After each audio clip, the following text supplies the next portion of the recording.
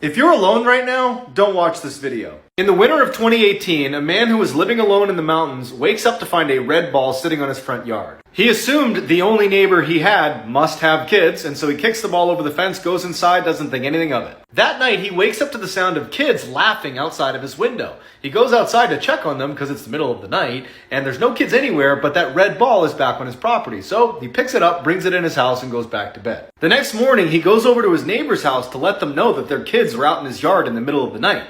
But it turns out his neighbor is just some old man who lives alone, and there aren't any kids anywhere in the area. That night, he wakes up again to the sound of kids on his property, and when he looks outside, there's no kids, but that red ball is back on his property. Panicked, he runs downstairs to make sure the one he brought in is still inside, and it's gone. He checked every window and door, and everything was still locked. It didn't make any sense. He decides to look out the window one more time, and off in the distance is some weird, stiff figure watching him.